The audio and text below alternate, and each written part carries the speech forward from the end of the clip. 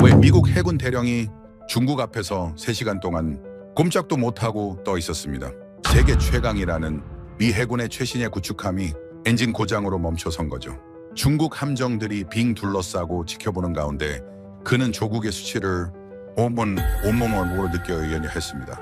그런데 더 충격적인 사실이 있었어요. 미국에는 이 배를 고칠 조선소가 없었습니다. 수리대기 중인 함정만 70척이 넘는데 가동 가능한 도크는 고작 3개뿐이었죠. 세계의 경찰이라던 미국이 경찰차를 고칠 카센터조차 없는 신세가 된 겁니다. 미 국방부는 급히 동맹국들을 살폈습니다.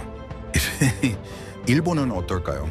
90년대 이후 조선업이 무너져서 도와주고 싶어도 능력이 안 됐어요. 결국 남은 선택지는 단 하나였습니다. 대한민국. 하지만 여기서 예상치 못한 반전이 터졌습니다. 그 완고하던 미국 대령이 한국 거제도 조선소를 딱 한 번 방문하고는 완전히 다른 사람이 되어버렸어요.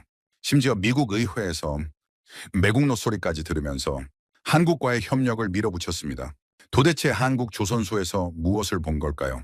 하나와 하나는 어떤 기술이, 어떤 사람들이 그의 마음을 송두리째 바꿔놓은 걸까요? 미국이 100년 넘게 지켜온 자존심을 내려놓고 한국에 손을 내민 진짜 이유는 무엇이었을까요?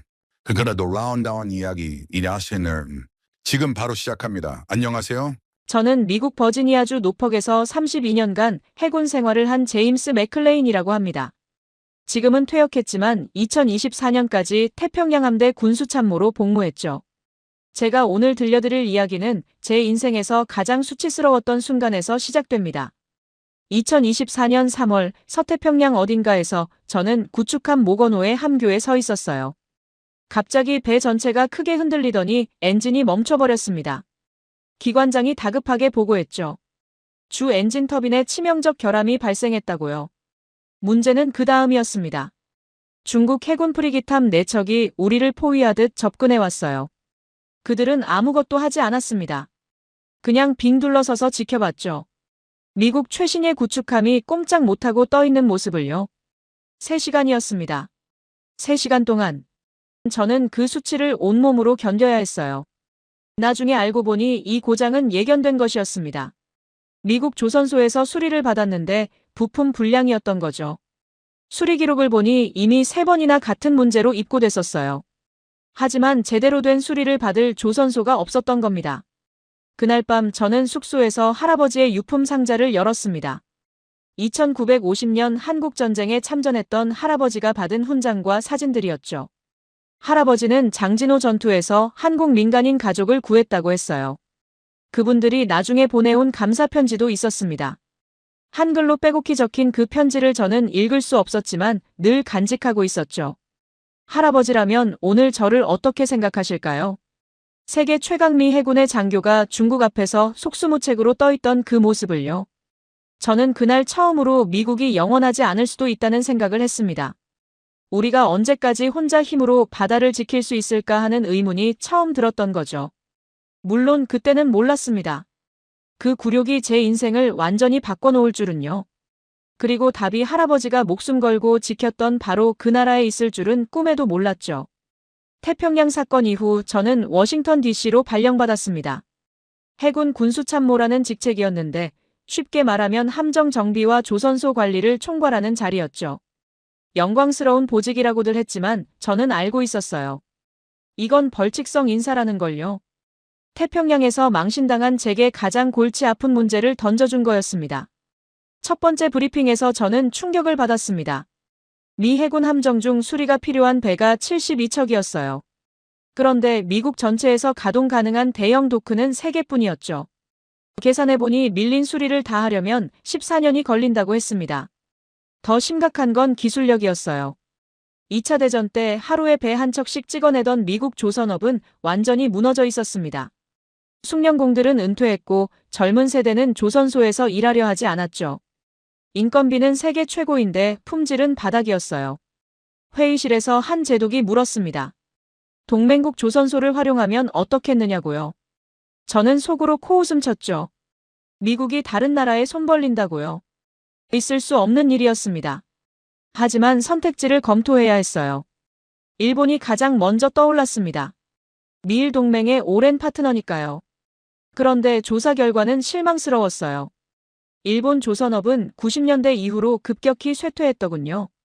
대형 조선소들은 다른 사업으로 전환했고 정부가 돈을 풀어도 기업들이 관심을 보이지 않았습니다. 결국 남은 선택지는 대한민국뿐이었어요. 세계 조선업 점유율 1위와 2위를 다투는 나라. LNG선과 초대형 컨테이너선 분야에서 독보적인 기술력을 가진 나라. 하지만 저는 내키지 않았습니다. 한국에 도움을 요청한다는 것 자체가 미국의 자존심을 구기는 일이라고 생각했거든요. 며칠 후 국방부 차관보 밥 윌슨이 저를 불렀습니다. 밥은 해군사관학교 동기였어요. 그가 말했죠. 제임스, 자존심 부릴 때가 아니야. 중국은 1년에 군함을 수십 척씩 찍어내고 있어. 우리가 이대로 가면 10년 안에 태평양을 내줘야 해. 저는 아무 말도 할 수 없었습니다. 밥이 서류 한 장을 건넸어요. 한국 출장 명령서였습니다. 인천공항에 내렸을 때 저는 솔직히 기분이 좋지 않았습니다. 미국 해군 대령이 다른 나라에 와서 도움을 요청해야 한다는 사실 자체가 치욕스러웠거든요. 비행기에서 내리는 내내 속으로 되뇌었습니다. 이건 그냥 시찰이야. 협력 가능성을 타진하는 것뿐이라고요. 공항에서 저를 맞이한 사람은 한화오션 미국사업부 총괄 박준혁 상무였습니다. 40대 중반쯤 되어 보이는 그는 유창한 영어로 인사를 건넸어요.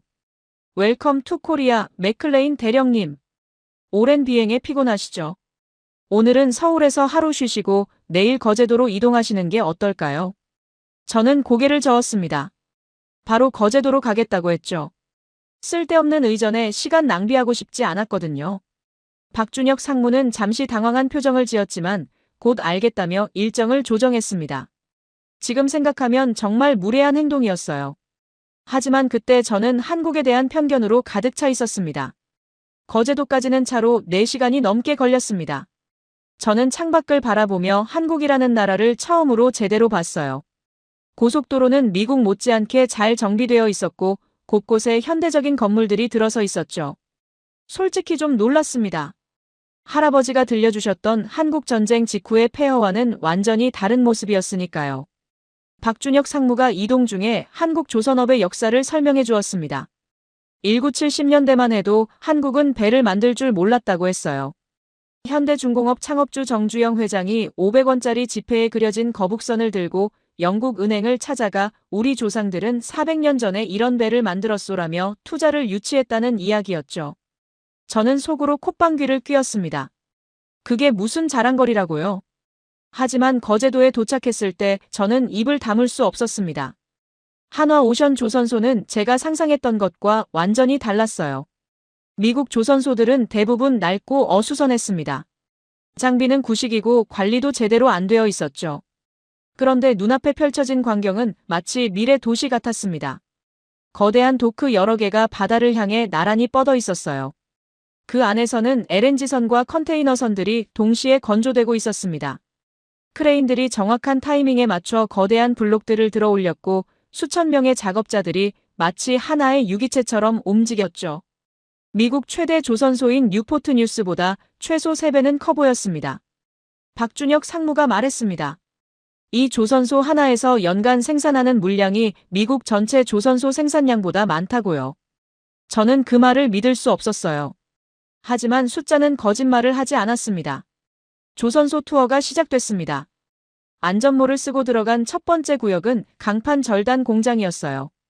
레이저로 철판을 자르는데 오차가 0.1mm 이내라고 했습니다. 미국에서는 여전히 수작업으로 철판을 자르는 곳이 많았거든요. 기술 격차가 이 정도일 줄은 몰랐습니다. 두 번째로 간 곳은 블록 조립장이었습니다. 배를 한 번에 통째로 만드는 게 아니라 레고 블록처럼 여러 개의 덩어리로 나눠서 만든 다음 조립한다고 했어요. 이렇게 하면 공기를 획기적으로 단축할 수 있다고요. 미국에서는 배 한 척 만드는데 평균 5년이 걸리는데 한국은 2년이면 된다고 했습니다. 저는 속으로 인정할 수밖에 없었어요. 이건 단순히 인건비 차이가 아니구나. 시스템 자체가 다른 차원이구나. 그날 저녁 숙소에서 저는 밤잠을 이룰 수 없었습니다. 미국의 자존심이라는 게 얼마나 허무한 것인지 처음으로 느꼈거든요. 우리가 세계 최강이라고 믿어왔던 것들이 실은 허상이었을 수도 있다는 생각이 들었습니다. 하지만 그렇다고 쉽게 인정하고 싶지는 않았어요. 저는 여전히 완고했습니다. 뭔가 흠을 찾아야 했어요. 분명 겉만 번지르르하고 속은 부실할 거라고 생각했죠. 그래야 미국으로 돌아가서 한국과의 협력은 필요 없다고 보고할 수 있으니까요. 다음 날 아침 저는 박준혁 상무에게 요청했습니다. 가장 힘든 현장을 보여달라고요. 제일 더럽고 제일 위험한 곳 말이에요. 그가 잠시 생각하더니 고개를 끄덕였습니다. 알겠습니다. 도크 안으로 모시겠습니다. 도크 안은 상상 이상이었습니다. 거대한 선체가 하늘을 찌르듯이 솟아 있었고 그 주위로 수백 명의 작업자들이 불꽃을 튀기며 용접을 하고 있었어요. 쇳물 타는 냄새와 기계 돌아가는 소리가 귀를 먹먹하게 했습니다. 이건 분명 3D 업종이라고 불릴만 했어요. 덥고 위험하고 힘든 일이었죠. 그런데 이상한 점이 있었습니다. 작업자들의 표정이요. 미국 조선소에서 봤던 노동자들은 대부분 지쳐있거나 불만에 가득 차 있었어요. 하지만 여기 사람들은 달랐습니다. 묵묵히 자기 일에 집중하면서도 어딘가 자부심 같은 게 느껴졌거든요. 한 젊은 작업자가 저를 알아보고 경례를 했습니다. 미군 장교라는 걸 어떻게 알았는지 모르겠지만 그는 활짝 웃으며 영어로 말했어요. 저희 아버지도 해군이셨어요. 해군은 다 가족입니다. 환영합니다. 저는 그 순간 뭔가 가슴 한쪽이 뜨끔해지는 걸 느꼈습니다. 하지만 티를 내지 않으려고 그냥 고개만 끄덕였죠. 그때 제 휴대폰이 울렸습니다. 워싱턴에서 온 긴급 연락이었어요. 밥 윌슨이었습니다.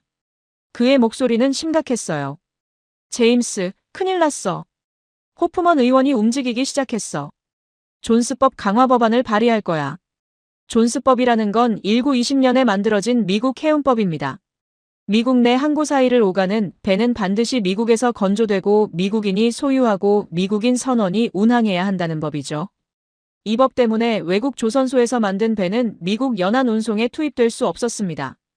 리처드 호프먼 의원은 이 법을 군함에까지 확대 적용하겠다고 나선 거였어요. 동맹국 조선소라도 미국 군함 수리나 건조에 참여할 수 없게 만들겠다는 거죠. 표면적인 이유는 미국 일자리 보호였지만 속내는 달랐습니다. 호프먼 의원 선거구에 미국 조선소가 있었거든요. 한국 기업이 들어오면 자기 표밭이 흔들릴 거라고 생각한 거였습니다. 저는 한숨을 내쉬었습니다. 겨우 시작인데 벌써 발목을 잡히다니요. 밥 윌슨이 말했어요. 일단 계속 진행해. 좋은 자료를 가져와야 의회를 설득할 수 있어. 다음 날 저는 박준혁 상무에게 일정 변경을 요청했습니다. 조선소 말고 다른 곳을 보고 싶다고 했어요. 한미동맹의 역사를 직접 느껴보고 싶었거든요. 그래야 워싱턴에 돌아가서 설득력 있는 보고를 할 수 있을 것 같았습니다. 우리는 먼저 오산 공군기지를 방문했습니다. 미 공군 7공군이 주둔하고 있는 곳이었죠. 한국 공군과 미국 공군이 함께 근무하는 모습을 봤어요. 양국 조종사들이 같은 시설을 쓰고 같은 구내식당에서 밥을 먹고 있었습니다. 적어도 공군에서는 한미동맹이 제대로 작동하고 있었어요. 그 다음으로 간 곳은 판문점이었습니다. 분단의 최전선이죠. 군사분계선 위에 서서 북쪽을 바라보는데 묘한 기분이 들었어요. 할아버지가 75년 전에 바로 이 땅에서 싸웠구나 하는 생각이요. 안내를 맡은 한국군 장교가 설명해 주었습니다. 1953년 휴전 이후로 이 선이 지켜져 왔다고요. 미군 2만 5천 명이 여전히 한국에 주둔하고 있고 전시작전권은 아직 미국이 갖고 있다고 했습니다. 저는 물었어요. 한국 사람들은 미군 주둔을 어떻게 생각하느냐고요. 그 장교는 잠시 생각하더니 대답했습니다. 솔직히 불편하게 생각하는 사람들도 있습니다. 하지만 대부분은 동맹이 필요하다는 걸 알죠. 혼자서는 지킬 수 없으니까요. 그 말이 제 마음에 오래 남았습니다. 혼자서는 지킬 수 없다. 미국도 마찬가지 아닐까요? 판문점에서 돌아오는 길에 박준혁 상무가 작은 기념품점에 들르자고 했습니다. 거기서 한 노인을 만났어요. 여든이 넘어 보이는 그분은 한국전쟁 참전 용사의 아들이라고 했습니다. 그분 아버지가 장진호 전투에서 미군과 함께 싸웠다고요. 저는 깜짝 놀랐습니다. 제 할아버지도 장진호에 계셨다고 했거든요. 노인은 제 손을 꼭 잡으며 말했습니다. 당신 할아버지가 혹시 맥클레인 중이 아니냐고요. 저는 고개를 끄덕였습니다. 그러자 노인의 눈에 눈물이 맺혔어요. 우리 아버지가 늘 말씀하셨습니다. 맥클레인 중위가 아니었으면 우리 가족은 다 죽었을 거라고요. 그분이 중공군 총알 앞에서 우리를 지켜주셨다고요. 저는 말문이 막혔습니다. 할아버지가 구한 그 한국인 가족의 후손이 지금 제 앞에 서 있었던 겁니다. 75년이라는 시간을 뛰어넘어 두 가족의 인연이 다시 이어진 거였죠. 노인이 말했습니다. 하나님께서 당신을 이곳으로 보내셨나 봅니다. 아버지의 은혜를 갚을 기회를 주셨나 봐요. 저는 그날 밤 숙소에서 할아버지의 편지를 다시 꺼내봤습니다. 한글로 쓰인 감사 편지. 이제 그 내용이 궁금해졌어요. 대체 뭐라고 썼길래 할아버지가 평생 간직하셨던 걸까요? 그날 밤 저는 또다시 악몽을 꿨습니다. 태평양에서의 그 3시간이 머릿속에서 재생됐어요. 엔진이 멈추고 배가 표류하고 중국 함정들이 다가오는 장면이요. 꿈속에서 저는 소리를 질렀지만 아무 소리도 나지 않았습니다. 그냥 멍하니 서서 적들이 우리를 포위하는 걸 지켜볼 수밖에 없었죠. 땀에 젖은 채로 깼을 때 시계는 새벽 3시를 가리키고 있었습니다. 한국에 온 지 닷새째였는데 매일 밤 같은 꿈을 꿨어요. 수면제 없이는 잠을 이룰 수 없었습니다. 저는 창문을 열고 바다를 바라봤습니다. 거제도의 밤바다는 고요했어요. 저 멀리 조선소의 불빛이 밤새 켜져 있었습니다. 이곳 사람들은 밤에도 배를 만들고 있었죠. 미국 조선소들이 자고 있을 시간에 한국은 일하고 있었습니다. 그때 아들 데니얼에게서 화상통화가 왔어요. 버지니아에서는 오후 2시쯤이었을 겁니다. 데니얼은 해군 중위로 현재 노퍽 기지에서 근무하고 있었죠. 아버지가 한국에 간다는 소식을 듣고 연락한 것 같았습니다. 아버지, 한국은 어때요? 저는 짧게 대답했습니다. 볼만하다고요. 조선소 시설이 괜찮더라고. 데니얼이 말했습니다. 그럼 협력이 성사될 것 같아요. 저는 고개를 저었습니다. 호프먼 의원이 방해하고 있다고 했죠. 존스법 강화 법안 발의할 거라고요. 쉽지 않을 것 같다고 말했습니다. 데니얼의 표정이 어두워졌어요. 그러더니 뜻밖의 말을 했습니다. 아버지, 솔직히 말해도 될까요?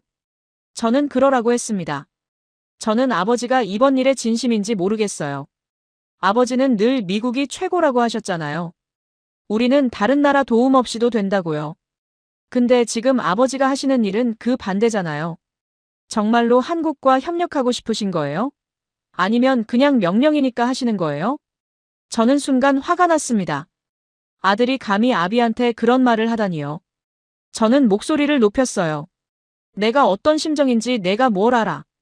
태평양에서 3시간 동안 떠있던 게 어떤 기분인지 내가 알아. 중국 애들이 우리 보고 비웃던 거 내가 봤어? 데니얼도 지지 않았습니다. 아버지 말씀이 바로 그거예요. 아버지는 지금도 자존심 때문에 괴로워하시잖아요. 미국이 망신당했다고요. 근데 저는 다르게 생각해요. 문제는 망신당한 게 아니라 문제를 해결 못하고 있다는 거예요. 아버지가 정말 미국을 위한다면 자존심 버리시고 최선의 방법을 찾으셔야죠. 저는 할 말을 잃었습니다. 29살 난 아들이 저한테 교훈을 주고 있었거든요. 데니얼이 한숨을 쉬며 말했습니다. 아버지, 제가 노퍽에서 매일 보는 게 뭔지 아세요? 고장난 배들이요. 수리 기다리다가 녹슬어가는 함정들이요. 저희 동기 중에 배가 없어서 육상 근무만 3년째 하는 애들도 있어요. 이러다가 진짜 전쟁 나면 우리 어떻게 돼요? 저는 아무 말도 하지 못했습니다. 데니얼이 옳았거든요. 아버지, 저는 아버지가 이번엔 진짜로 뭔가를 바꾸셨으면 좋겠어요. 제발 자존심 때문에 기회를 날리지 마세요. 통화가 끊긴 후 저는 한참을 멍하니 앉아 있었습니다.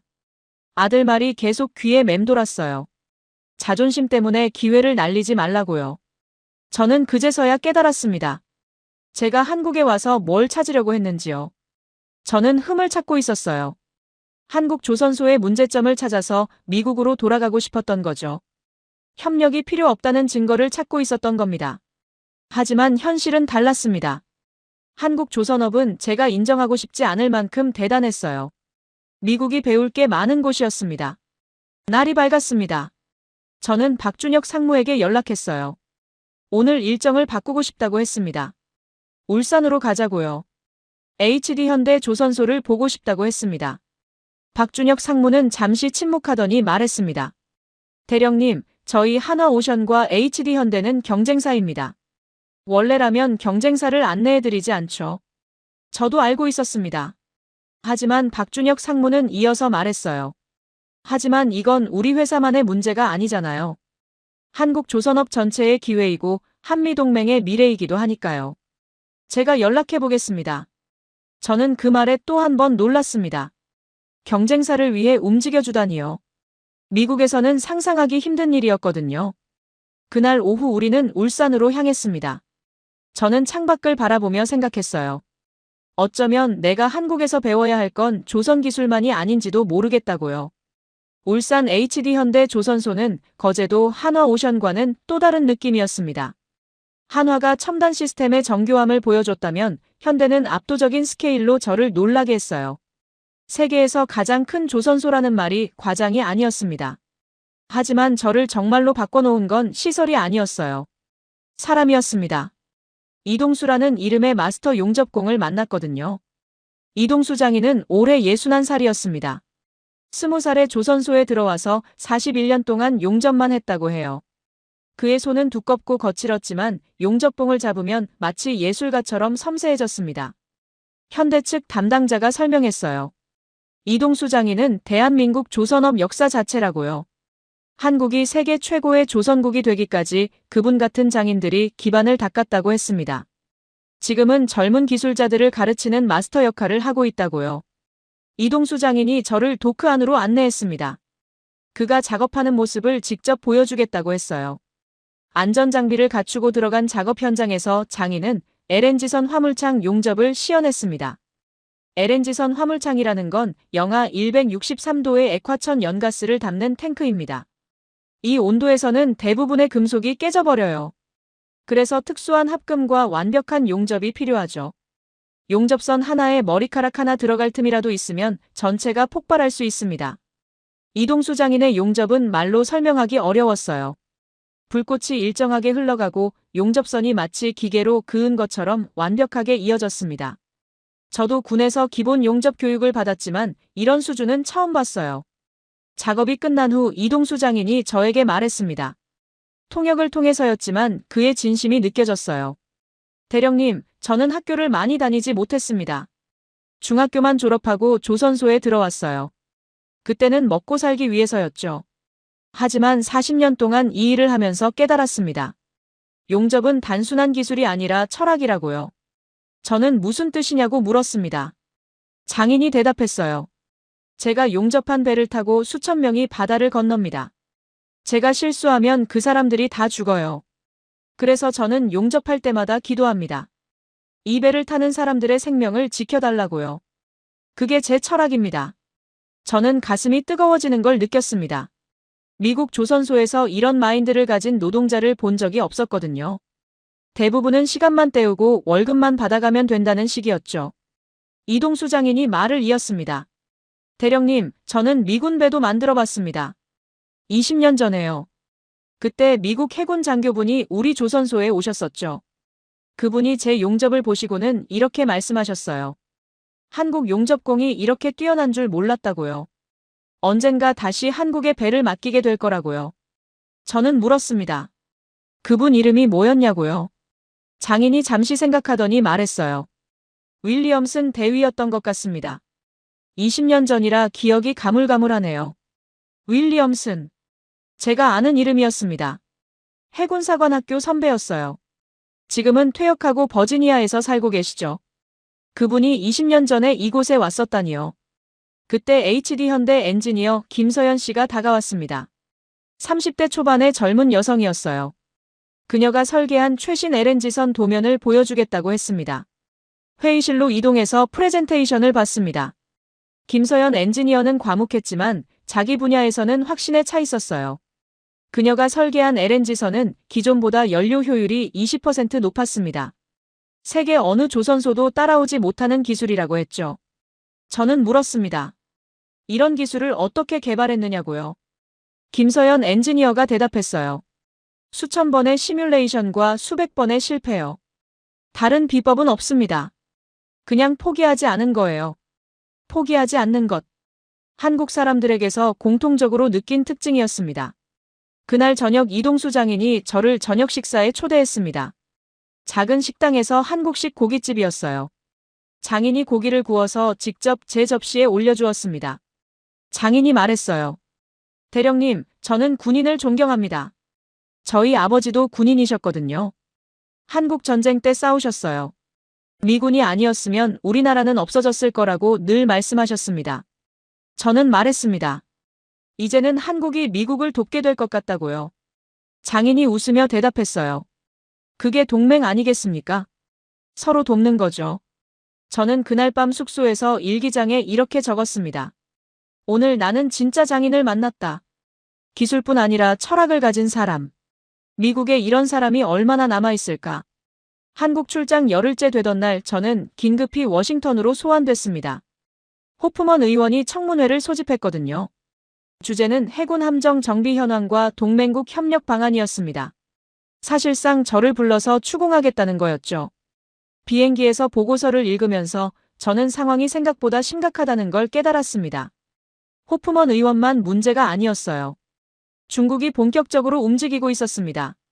중국 CSCC 부회장 천 웨이밍이 워싱턴에 와 있었습니다. 표면적으로는 미중 경제 협력 포럼 참석이었지만 실제로는 로비 활동이 목적이었죠. 그가 미국 선주들과 물류 기업들을 만나 저가 선박 공급을 제한하고 있었어요. 한국보다 30% 싸게 해주겠다고요. 더 심각한 건 그가 마이클 던 미국 조선노조 위원장과 접촉하고 있다는 정보였습니다. 마이클 던은 한국 기업의 미국 진출을 극렬히 반대하는 인물이었어요. 외국 기업이 미국 일자리를 빼앗는다며 여론을 선동하고 있었죠. 천 웨이밍과 마이클 던. 중국 조선업과 미국 노조가 손을 잡다니요. 적의 적은 친구라는 말이 이럴 때 쓰는 거였습니다. 워싱턴에 도착하자마자 밥 윌슨 차관보를 만났습니다. 그의 표정이 어두웠어요. 상황이 안 좋아, 제임스. 호프먼 의원이 내일 청문회에서 너를 완전히 박살낼 생각이야. 한국 조선소 방문 중에 뇌물을 받았다는 의혹까지 퍼뜨리고 있어. 저는 기가 막혔습니다. 뇌물이라니요. 저는 한화에서 커피 한 잔 대접받은 것 외에는 아무것도 받지 않았거든요. 밥이 말했습니다. 우리는 알아. 하지만 여론은 진실보다 자극적인 스토리를 좋아하잖아. 저는 물었습니다. 대통령은 뭐라고 하느냐고요. 밥이 한숨을 쉬었어요. 대통령도 난처한 상황이야. 선거철이 다가오고 있거든. 노조표가 필요한 시점에 외국 기업 편들기 어려워. 결국 저는 혼자 싸워야 했습니다. 그날 밤 호텔방에서 저는 작전을 짰습니다. 호프먼 의원이 뭘 노리는지는 뻔했어요. 저를 희생양으로 삼아서 한국 협력안 자체를 무산시키려는 거였죠. 그러면 미국 조선업계 로비스트들에게 큰 점수를 딸 수 있으니까요. 하지만 저한테도 카드가 있었습니다. 한국에서 모은 데이터였어요. 미국 조선소와 한국 조선소의 비용, 품질, 속도 비교 자료. 그리고 무엇보다 중국배의 문제점에 대한 실증 자료가 있었습니다. 다음 날 청문회장에 도착했을 때 저는 긴장되면서도 각오가 돼 있었습니다. 호프먼 의원은 이미 자신만만한 표정을 짓고 있었어요. 마이클 던 노조 위원장도 방청석에 앉아 있었습니다. 청문회가 시작됐습니다. 호프먼 의원이 먼저 포문을 열었어요. 맥클레인 대령, 당신은 미국 해군 장교로서 미국의 이익을 위해 일해야 합니다. 그런데 당신은 외국 조선소를 방문하며 미국 기업들을 배신하고 있어요. 어떻게 된 겁니까? 저는 침착하게 대답했습니다. 의원님, 저는 미국의 이익을 위해 일하고 있습니다. 미국 해군의 전투력 유지가 최우선 과제이고 그러려면 함정 정비 문제를 해결해야 합니다. 현재 미국 내 조선소로는 그게 불가능합니다. 호프먼 의원이 비웃었어요. 그래서 한국에 손 벌리자는 겁니까? 위대한 미국이 아시아 나라에 도움을 청하라고요. 저는 참았습니다. 데이터를 제시하겠다고 했어요. 스크린에 비교표를 띄웠습니다. 미국 조선소에서 구축함 한 척 건조하는데 평균 5년이 걸립니다. 한국은 2년입니다. 비용은 미국이 35억 달러, 한국은 20억 달러입니다. 품질 평가에서는 한국이 미국보다 높은 점수를 받고 있습니다. 청문회장이 술렁였습니다. 호프먼 의원의 표정이 굳어졌어요. 의원님, 이건 미국을 비하하려는 게 아닙니다. 현실을 직시하자는 겁니다. 중국은 지금 1년에 군함을 수십 척씩 건조하고 있습니다. 우리가 한 척 만들 동안 중국은 5척을 만들어요. 이 격차를 어떻게 메울 겁니까? 호프먼 의원이 반박했어요. 중국 배는 품질이 낮지 않습니까? 저도 그렇게 알고 있었습니다. 하지만 문제는 물량입니다. 중국은 품질이 조금 떨어져도 숫자로 밀어붙일 수 있어요.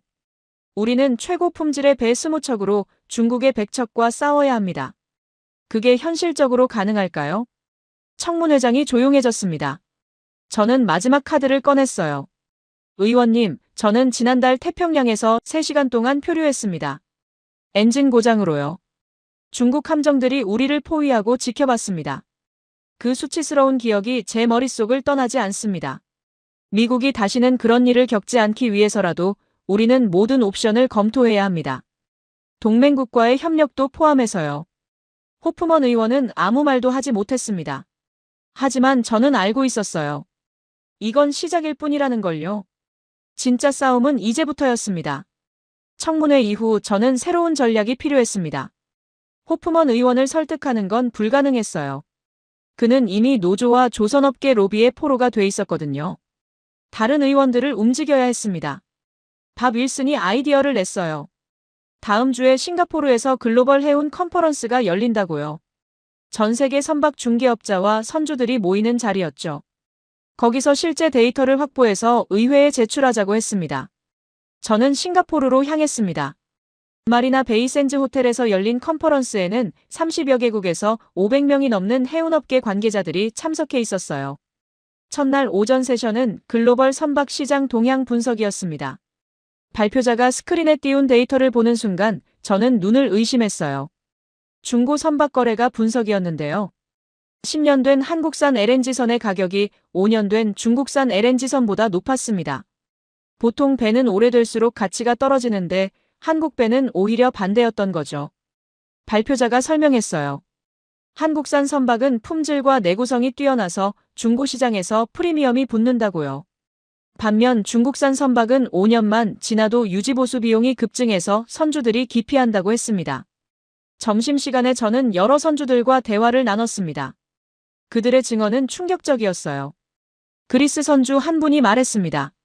저는 3년 전에 중국에서 벌크선 2척을 샀어요. 한국보다 20% 쌌거든요. 그런데 지금은 후회하고 있습니다. 연료비가 한국 배보다 30% 더 나와요. 엔진 고장도 자주 나고요. 3년 동안 수리비로 들어간 돈이 애초에 아꼈던 금액을 넘어섰습니다. 노르웨이 선주도 비슷한 얘기를 했어요. 중국 배는 페인트 칠이 금방 벗겨지고 녹이 슬어요. 구조적인 결함도 있고요. 저는 다음에는 무조건 한국 배를 살 겁니다. 일본 선주의 증언은 더 흥미로웠습니다. 저는 일본에서 배를 사고 싶었지만 일본 조선소들이 문을 닫거나 다른 사업으로 전환해서 선택지가 없었어요. 결국 한국이 유일한 대안이었죠. 저는 이 증언들을 모두 녹음하고 메모했습니다. 의회에 제출할 증거 자료였거든요. 오후 세션에서는 더 충격적인 발표가 있었어요.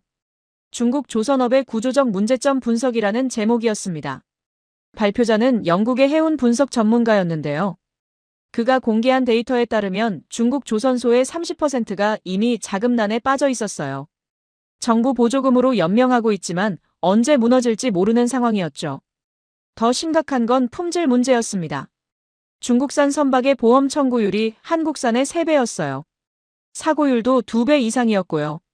국제해사기구에서 안전경고를 발령한 중국 조선소만 12곳이 넘었습니다. 발표가 끝난 후 저는 그 전문가를 찾아가 명함을 교환했어요. 그에게 미국 의회 청문회에서 증언해 줄 수 있느냐고 물었습니다. 그는 흔쾌히 동의했죠. 컨퍼런스 마지막 날 저녁에는 리셉션이 열렸습니다. 각국 해운업계 인사들이 모여 네트워킹을 하는 자리였어요. 저는 여러 사람들과 대화를 나누면서 한국 조선업에 대한 평가를 들었습니다. 한 독일 선주가 말했어요. 한국 배는 독일 자동차 같아요. 비싸지만 품질이 확실하죠. 장기적으로 보면 오히려 돈을 아끼는 겁니다. 싱가포르 해운사 대표도 비슷한 의견이었습니다. 우리 회사는 10년 전부터 모든 신조 발주를 한국에만 합니다. 한 번도 후회한 적 없어요. 저는 그날 밤 호텔방에서 보고서 초안을 작성했습니다. 제목은 한미조선 협력의 전략적 필요성이었어요. 컨퍼런스에서 모은 모든 데이터와 증언을 정리했죠. 보고서의 결론은 명확했습니다. 미국이 해군력을 유지하려면 동맹국 조선소 활용이 불가피하다. 그중 한국은 품질, 속도, 비용 모든 면에서 최선의 파트너다. 중국에 대한 의존은 안보 위험이 크고 품질 문제도 심각하다. 워싱턴으로 돌아가기 전에 저는 박준혁 상무에게 전화했습니다. 싱가포르에서 좋은 자료를 많이 얻었다고요. 이제 진짜 싸움을 시작할 수 있을 것 같다고 했습니다. 박준혁 상무가 말했어요. 대령님, 저희도 준비하고 있습니다. 한화오션이 미국에 직접 투자하는 방안을요. 미국 내에 조선소를 인수해서 미국 일자리를 창출하면 노조 반대도 줄어들 거라고 생각합니다. 저는 귀가 번쩍 뜨였습니다. 그건 게임 체인저가 될 수 있었어요. 외국 기업이 미국 일자리를 빼앗는다는 프레임을 완전히 뒤집을 수 있으니까요. 저는 물었습니다. 어느 조선소를 생각하고 계시냐고요. 박준혁 상무가 대답했습니다. 필라델피아에 있는 필리 조선소요. 미 해군의 발상지인 곳이죠. 저는 순간 전율을 느꼈습니다. 이건 단순한 비즈니스가 아니었어요. 역사적인 사건이 될 수 있었습니다. 싱가포르에서 돌아온 지 이틀 만에 저는 다시 청문회장에 섰습니다. 이번에는 호프먼 의원이 완전히 다른 전략을 들고 나왔어요. 저를 직접 공격하기로 작정한 것 같았습니다.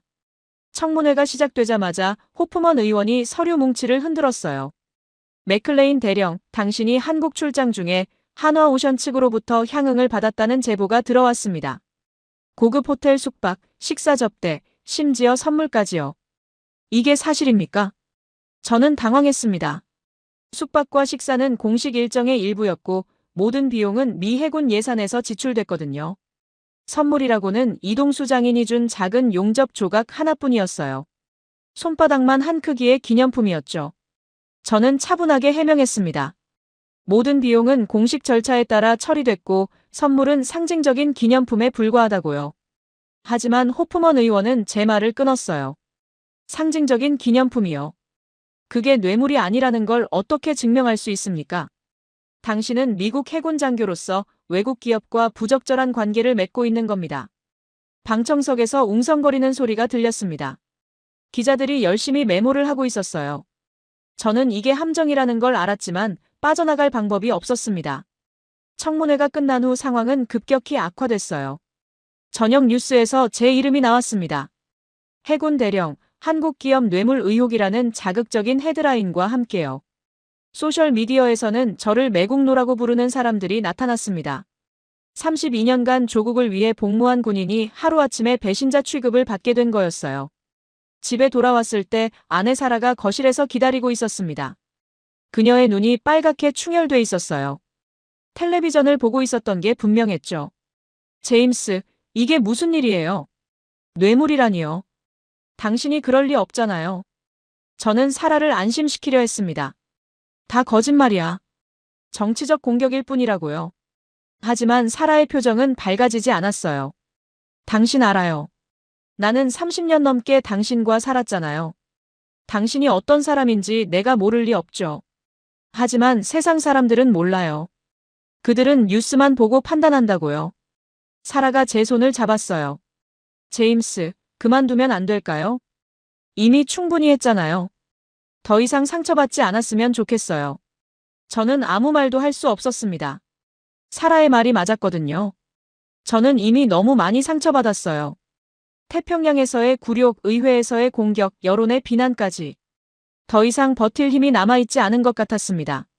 그날 밤 저는 서재에 앉아 할아버지의 유품 상자를 다시 열었어요. 한국전쟁 참전 훈장과 사진들. 그리고 한글로 쓰인 감사 편지. 저는 그 편지를 한참 동안 바라봤습니다.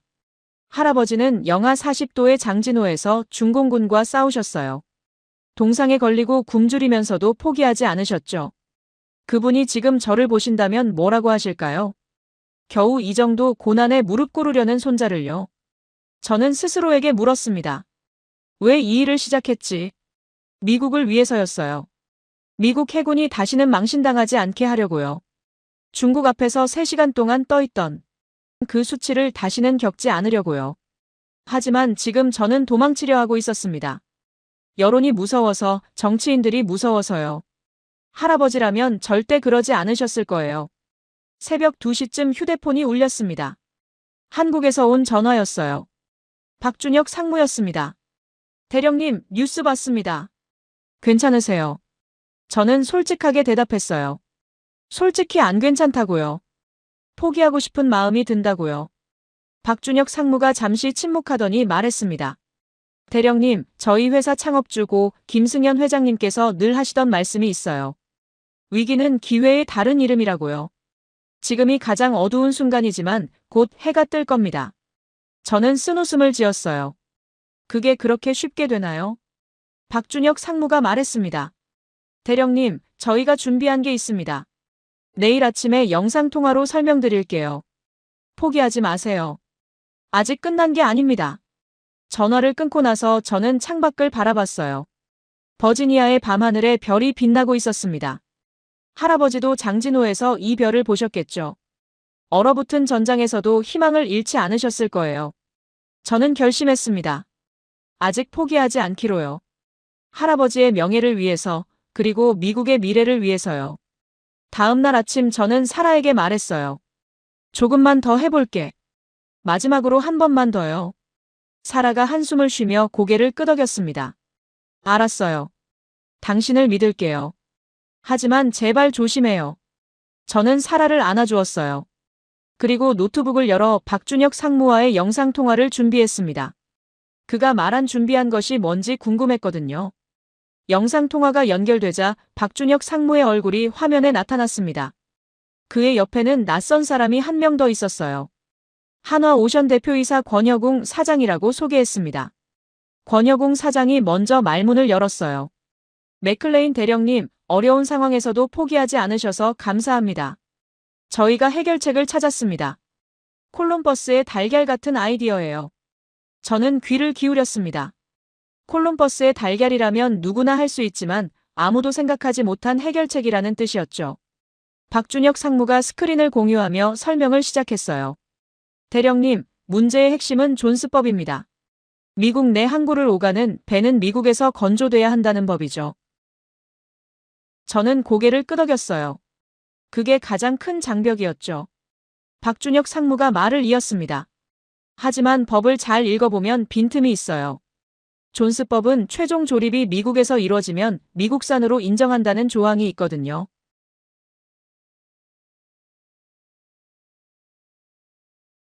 배의 핵심 구조물을 한국에서 만들어서 바지선에 실어 미국으로 보내요.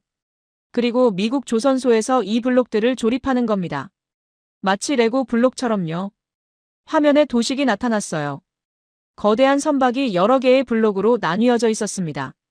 각 블록에는 번호가 붙어 있었고 한국에서 제작된다고 표시돼 있었죠. 그리고 미국 조선소에서 이 블록들이 하나로 합쳐지는 과정이 그려져 있었습니다. 이렇게 하면 법적으로는 미국 생산으로 인정받습니다. 동시에 한국의 기술력과 속도를 활용할 수 있죠. 미국은 안보를 챙기고 한국은 시장을 얻는 윈윈 전략이에요. 저는 감탄했습니다. 정말 콜럼버스의 달걀이었어요. 왜 아무도 이 생각을 못했을까요? 권여궁 사장이 말했어요. 하지만 여기서 끝이 아닙니다. 저희는 한 걸음 더 나아가려고 해요. 화면이 바뀌었습니다. 미국 지도가 나타났고 펜실베이니아주 필라델피아에 빨간 점이 찍혀 있었어요. 권여궁 사장이 설명했습니다. 필라델피아에 필리 조선소라는 곳이 있습니다. 미 해군의 발상지이자 미국 조선업의 역사가 시작된 곳이죠. 하지만 지금은 경영난으로 매각을 검토 중이에요. 저희 한화오션이 이 조선소를 인수하려고 합니다. 저는 깜짝 놀랐어요. 한국 기업이 미국 조선소를 사겠다고요. 권여궁 사장이 고개를 끄덕였습니다. 그렇습니다. 한화오션이 필리 조선소를 인수하면 미국 땅에서 미국 노동자들을 고용해서 배를 만들게 됩니다. 외국 기업이 미국 일자리를 빼앗는다는 비판을 원천적으로 막을 수 있어요. 오히려 미국 일자리를 창출하는 거죠. 저는 이 전략의 천재성에 감탄했습니다. 호프먼 의원이나 마이클 던 노조 위원장이 반대할 명분이 없어지는 거였어요. 한국 기업이지만 미국에 투자하고 미국인을 고용하니까요. 박준혁 상무가 말했어요. 대령님, 이 계획을 성사시키려면 미국 정부의 승인이 필요합니다. 외국 기업의 방위산업 관련 인수는 외국인투자심의위원회 심사를 받아야 하거든요. 대령님께서 의회와 국방부를 설득해 주시면 저희가 투자와 기술을 책임지겠습니다. 저는 잠시 생각했어요. 이건 분명히 게임 체인저가 될 수 있었습니다. 하지만 위험도 컸어요. 외국 기업의 미국 방위산업 진출을 반대하는 세력이 분명히 있을 테니까요. 권여궁 사장이 말했습니다. 대령님, 저희도 위험을 알고 있습니다. 하지만 이건 단순한 비즈니스가 아니에요. 한미동맹의 새로운 장을 여는 역사적인 프로젝트입니다. 75년 전에 미국이 한국을 도왔다면 이제는 한국이 미국을 도울 차례예요. 그 말에 저는 가슴이 뜨거워졌습니다. 할아버지가 장진호에서 목숨 걸고 지킨 나라가 이제 미국을 돕겠다고 나서고 있었어요. 저는 결심했습니다. 해봅시다. 저도 모든 걸 걸겠습니다. 권여궁 사장이 웃으며 말했어요. 감사합니다, 대령님. 저희도 최선을 다하겠습니다. 다음 주에 저희 팀이 워싱턴으로 갈 겁니다. 의회 브리핑을 함께 준비하시죠. 영상통화가 끝난 후 저는 밥 윌슨에게 전화했어요. 밥, 큰 소식이 있어. 한화오션이 필리 조선소를 인수하겠대. 전화기 너머로 밥이 침을 삼키는 소리가 들렸습니다. 뭐라고? 필리 조선소를. 진짜야. 진짜야. 그리고 블록 생산 방식으로 존스법도 우회할 수 있대. 이건 판을 완전히 바꿀 수 있는 기회야. 밥이 잠시 침묵하더니 말했어요. 제임스, 이거 성사되면 역사에 남을 거야. 근데 반대파들이 가만히 있지 않을 텐데. 저는 대답했습니다. 알아. 하지만 이번엔 제대로 싸워볼 거야. 더 이상 물러설 곳이 없거든. 한화오션의 필리 조선소 인수 계획이 알려지면서 상황이 급변했습니다. 찬성파와 반대파가 확연히 갈렸어요. 국방부와 해군은 대체로 긍정적이었지만 의회 일부와 노조는 강하게 반발했습니다. 그런데 뜻밖의 곳에서 지원군이 나타났어요. 인도였습니다. 밥 윌슨이 연락해 왔어요. 제임스, 인도 대사관에서 연락이 왔어. 인도 정부가 한미조선 협력에 관심을 갖고 있대. 너한테 직접 만나고 싶다고 해. 저는 의아했습니다. 인도가 왜 우리 문제에 관심을 갖는 거지? 밥이 설명했어요. 인도도 중국이랑 사이가 안 좋잖아. 국경 분쟁으로 거의 원수지간이야. 중국 조선업을 견제하는 데 관심이 있는 것 같아. 며칠 후 저는 인도 대사관에서 라비 샤르마 해군 무관을 만났습니다. 그는 인도 해군 준장 출신으로 조선업 협력 담당이었어요. 라비 준장이 말했습니다. 맥클레인 대령님, 인도도 미국과 비슷한 고민을 하고 있습니다. 우리 해군을 키우려면 조선 능력을 강화해야 하는데 자체 기술로는 한계가 있어요. 중국에서 배를 사는 건 안보상 불가능하고요. 저는 고개를 끄덕였어요. 그래서 한국과 협력하려는 거군요. 라비 준장이 웃으며 대답했습니다. 정확합니다. HD현대중공업이 인도의 L&T 조선과 합작 프로젝트를 진행 중인 거 아시죠? 한국의 기술과 인도의 노동력을 결합하는 모델이에요. 이게 성공하면 중국의 저가 공세에 대응할 수 있습니다. 저는 흥미로웠어요. 한국과 인도가 손잡고 중국을 포위하는 전략이었거든요. 라비 준장이 제안했습니다. 대령님께서 인도에 한번 방문해 주시면 좋겠습니다. 직접 보시면 이해가 더 잘 될 거예요. 그리고 미국, 한국, 인도 3국 협력 가능성도 논의해보고 싶습니다. 저는 밥과 상의한 후 인도 출장을 결정했어요. 첸나이에 있는 L&T 조선소를 방문하기로 했습니다. 인도에 도착했을 때 저는 또 한 번 놀랐습니다. 첸나이 조선소는 규모 면에서는 한국에 미치지 못했지만 활기가 넘쳤어요. 젊은 엔지니어들이 열정적으로 일하고 있었고 한국에서 온 기술자들이 그들을 지도하고 있었습니다. 현장에서 라제시 쿠마르라는 젊은 인도 엔지니어를 만났어요. 32살의 그는 HD현대에서 2년간 연수를 받고 돌아온 인재였습니다. 라제시가 말했어요. 대령님, 저는 한국에서 정말 많은 걸 배웠습니다. 기술뿐만 아니라 일하는 자세까지요. 한국 사람들은 빨리빨리 문화가 있잖아요. 처음에는 적응이 안 됐는데 지금은 그게 경쟁력이라는 걸 알겠어요. 저는 물었습니다. 한국과 인도의 협력이 중국의 위협이 될 수 있다고 생각하나요? 라제시가 고개를 끄덕였어요. 물론이죠. 중국의 강점은 저렴한 인건비와 정부 보조금이에요. 하지만 인도도 인건비가 싸고 인구도 중국만큼 많습니다. 거기에 한국의 기술력이 더해지면 중국의 가격 경쟁력을 무력화할 수 있어요. 조선소 투어 중에 저는 한국인 기술고문 최영호 부장을 만났습니다. HD 현대에서 파견 나온 베테랑 엔지니어였어요. 최영호 부장이 말했어요. 대령님, 저희가 인도의 기술을 전수하는 건 단순한 비즈니스가 아닙니다. 중국에 대항하는 연대를 만드는 거예요. 미국, 한국, 인도, 호주, 일본까지 힘을 합치면 중국도 함부로 못합니다. 저는 그 말에 깊이 공감했어요. 이건 조선업을 넘어서 지정학적 전략이었습니다. 인도 출장 마지막 날 저녁에 라비 준장이 만찬을 준비해 주었어요. 첸나이의 해변가 레스토랑에서였습니다. 인도양의 석양을 바라보며 우리는 미래에 대해 이야기했습니다. 라비 준장이 말했어요. 대령님, 20세기는 대서양의 시대였습니다. 하지만 21세기는 인도태평양의 시대예요. 이 바다를 누가 지배하느냐가 세계 질서를 결정합니다. 미국 혼자서는 버거워요. 동맹이 필요합니다. 저는 대답했습니다. 동의합니다. 그리고 그 동맹의 핵심에 조선 능력이 있어요. 배를 만들 수 없으면 바다를 지킬 수 없으니까요. 라비 준장이 잔을 들었어요. 미국, 한국, 인도의 협력을 위하여. 저도 잔을 들어 건배했습니다. 그 순간 저는 깨달았어요. 제가 하고 있는 일이 단순히 미국 해군의 함정 수리 문제를 해결하는 게 아니라는 걸요. 새로운 세계 질서를 만드는데 참여하고 있다는 걸요. 워싱턴으로 돌아가는 비행기에서 저는 보고서를 수정했습니다. 제목을 인도태평양 조선 동맹 구축 방안으로 바꿨어요. 한미 협력을 넘어서 더 큰 그림을 제시하기로 했습니다. 워싱턴에 돌아오니 분위기가 달라져 있었습니다.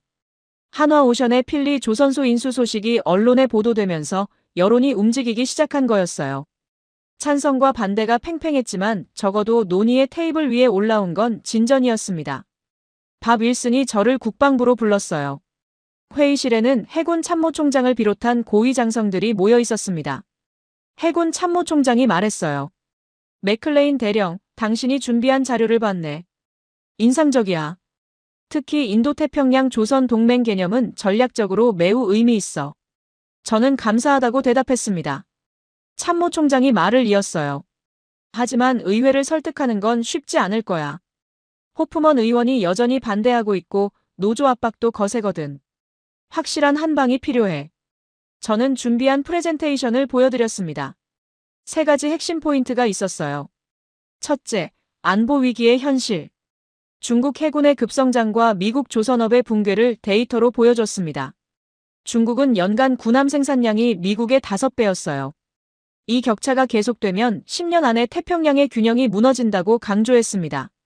둘째, 한화오션 투자의 경제적 효과. 필리 조선소 인수가 이뤄지면 3,000개 이상의 미국 일자리가 창출되고 연간 5억 달러 이상의 지역 경제 효과가 발생한다는 분석을 제시했어요. 외국 기업이 미국 일자리를 빼앗는다는 비판을 정면으로 반박하는 자료였죠. 셋째, 인도태평양 동맹의 전략적 가치. 미국, 한국, 인도, 호주, 일본이 조선 분야에서 협력하면 중국의 해양 팽창을 효과적으로 견제할 수 있다는 내용이었습니다. 이건 단순한 비즈니스가 아니라 국가 안보 전략이라는 점을 강조했어요. 프레젠테이션이 끝난 후 참모총장이 고개를 끄덕였습니다. 좋아. 이 자료로 의회 청문회에 가자. 날짜를 잡아. 밥 윌슨이 나서서 청문회 일정을 조율했어요. 일주일 후로 잡혔습니다. 그 사이에 저는 의원들을 개별적으로 만나 설득하기 시작했습니다. 가장 어려웠던 건 중립파 의원들이었어요. 그들은 한국 협력의 필요성은 인정하면서도 정치적 부담을 우려했습니다. 노조표를 잃을까봐 걱정하는 거였죠. 저는 그들에게 말했어요. 의원님, 이건 당장의 표가 아니라 미국의 미래가 걸린 문제입니다. 지금 결정을 미루면 10년 후에 우리 아이들이 그 대가를 치러야 해요. 한 의원이 물었습니다. 대령, 당신은 왜 이렇게까지 하는 거요? 당신 개인적으로 얻을 게 뭐가 있어? 저는 솔직하게 대답했어요. 저는 태평양에서 3시간 동안 표류한 적이 있습니다. 중국 함정들이 우리를 포위하고 지켜보는데 아무것도 할 수 없었어요. 그 수치를 평생 잊지 못합니다. 다른 미군이 그런 경험을 하지 않게 하려고 이 일을 하는 겁니다. 그 의원은 잠시 침묵하더니 고개를 끄덕였어요. 알겠소. 청문회에서 당신 편을 들겠소. 청문회 이틀 전에 한화오션 대표단이 워싱턴에 도착했습니다. 권혁웅 사장과 박준혁 상무를 비롯한 10여 명의 임원진이었어요. 그들과 함께 최종 리허설을 했습니다. 권혁웅 사장이 말했어요. 대령님, 저희는 준비가 됐습니다. 이제 당신 차례예요. 저는 고개를 끄덕였어요. 걱정 마세요. 최선을 다하겠습니다. 청문회 전날 밤 저는 호텔방에서 아들 데니얼에게 전화했습니다. 데니얼, 내일 청문회야. 결과가 어떻게 될지 모르겠어. 하지만 후회 없이 싸울 거야. 데니얼이 대답했어요. 아버지, 저도 내일 워싱턴에 갈 거예요. 뭐라고? 왜? 직접 보고 싶어서요. 아버지가 싸우는 모습을요. 저는 말문이 막혔습니다. 아들이 응원하러 온다니요. 데니얼이 말했어요. 아버지, 저도 많이 생각했어요. 예전에 아버지한테 한 말들 후회합니다. 아버지는 자존심 때문에 일하시는 게 아니었어요. 미국을 위해서 하시는 거였죠. 이제 알겠어요. 저는 눈시울이 뜨거워졌습니다. 고맙다, 아들아. 내일 봐요, 아버지. 화이팅 하세요. 전화를 끊고 저는 창밖을 바라봤어요. 워싱턴의 밤하늘에 달이 떠 있었습니다. 내일이면 모든 게 결정됩니다. 승리하든 패배하든 저는 최선을 다할 거예요. 할아버지의 유품인 훈장을 꺼내 들었습니다. 75년 전에 할아버지가 한국에서 받은 훈장이었어요. 내일 저는 이 훈장을 가슴에 달고 청문회장에 들어갈 겁니다. 할아버지의 정신을 이어받아서요. 청문회 당일 아침 저는 평소보다 일찍 일어났습니다. 거울 앞에서 정복을 입고 훈장들을 달았어요. 가슴 한쪽에는 할아버지의 한국전쟁 참전 훈장도 함께 달았습니다. 규정에는 어긋나지만 오늘만큼은 할아버지와 함께 싸우고 싶었거든요. 의회 청문회장에 도착했을 때 이미 많은 사람들이 모여 있었습니다. 기자들이 카메라를 들고 대기하고 있었고 방청석에는 양측 지지자들이 나뉘어 앉아 있었어요. 한쪽에는 노조 관계자들이, 다른 쪽에는 해군 장교들과 국방 전문가들이 있었습니다. 저는 증인석에 앉으며 방청석을 둘러봤어요. 아내 사라가 앞줄에 앉아 있었습니다. 그리고 놀랍게도 아들 데니얼도 해군 정복을 입고 그 옆에 앉아 있었어요. 데니얼이 고개를 끄덕이며 미소 지었습니다. 저도 미소로 답했어요. 청문회가 시작됐습니다. 위원장이 개회를 선언하고 호프먼 의원이 먼저 발언권을 얻었어요. 호프먼 의원이 말했습니다. 오늘 우리는 미국 조선업의 미래를 결정하는 중요한 논의를 합니다. 일부에서는 외국 기업에 우리 방위산업을 맡기자고 주장하고 있습니다. 저는 이것이 미국의 주권을 포기하는 행위라고 생각합니다. 예상된 공격이었어요. 저는 침착하게 제 차례를 기다렸습니다. 마침내 제 증언 차례가 왔어요. 저는 일어서서 위원들을 바라봤습니다. 존경하는 위원님들, 저는 32년간 미국 해군에 복무한 제임스 맥클레인 대령입니다. 오늘 저는 미국의 안보를 위해 불편한 진실을 말씀드리려 합니다. 저는 프레젠테이션 화면을 띄웠어요. 첫 번째 슬라이드는 미중 해군력 비교였습니다. 중국 해군은 현재 370척 이상의 함정을 보유하고 있습니다. 미국은 290척입니다. 숫자만으로도 이미 역전됐어요. 더 심각한 건 생산 능력입니다. 중국은 연간 군함 20척 이상을 건조합니다. 미국은 3척에서 4척이에요. 이 격차가 계속되면 10년 후에는 중국이 태평양을 지배하게 됩니다. 청문회장이 술렁였어요. 호프먼 의원이 끼어들었습니다. 대령, 그래서 미국 조선업에 투자해야 한다는 거 아닙니까? 왜 외국 기업을 끌어들이려는 거요? 저는 대답했어요. 의원님, 투자만으로는 해결이 안 됩니다. 미국 조선업이 붕괴된 건 돈 문제가 아니에요. 기술자가 없습니다. 숙련공이 없어요. 공급망이 무너졌습니다. 이걸 재건하려면 최소 15년에서 20년이 걸립니다. 중국은 그동안 기다려주지 않아요. 저는 다음 슬라이드를 띄웠습니다. 제가 태평양에서 겪은 사건의 상세 내용이었어요. 위원님들, 저는 지난해 3월에 태평양에서 3시간 동안 표류했습니다. 구축함 모건호의 엔진이 고장났거든요. 미국 조선소에서 수리받은 지 2달밖에 안 됐는데요. 청문회장이 조용해졌어요. 저는 계속했습니다. 중국 함정 4척이 우리를 포위했습니다. 그들은 아무것도 하지 않았어요. 그냥 지켜봤죠. 세계 최강미 해군이 꼼짝 못하고 떠있는 모습을요. 저는 그 3시간 동안 조국의 수치를 온몸으로 느꼈습니다. 저는 목소리를 높였어요. 위원님들, 저는 그날 이후로 매일 밤 악몽을 꿉니다. 다시는 그런 일이 일어나지 않게 하겠다고 맹세했습니다. 그래서 저는 한국에 갔어요. 적을 이기려면 최선의 수단을 찾아야 하니까요. 저는 한국 조선소의 사진들을 보여줬습니다. 거제도 한화오션, 울산 HD현대의 모습이었어요. 한국 조선소는 미국보다 2배 빠르고 30% 저렴하며 품질은 더 뛰어납니다. 이건 제 주관적 의견이 아니라 글로벌 해운업계의 객관적 평가예요. 호프먼 의원이 다시 끼어들었어요. 그래서 미국 일자리를 한국에 넘기자는 겁니까? 저는 고개를 저었습니다. 아닙니다. 한화오션은 미국에 투자하겠다고 제안했습니다. 필라델피아의 필리 조선소를 인수해서 미국 노동자 3,000명 이상을 고용하겠다고요. 한국 기술과 미국 노동력이 결합하는 겁니다. 일자리를 빼앗는 게 아니라 창출하는 거예요. 청문회장에서 박수 소리가 터져나왔어요. 위원장이 정숙을 요청했습니다.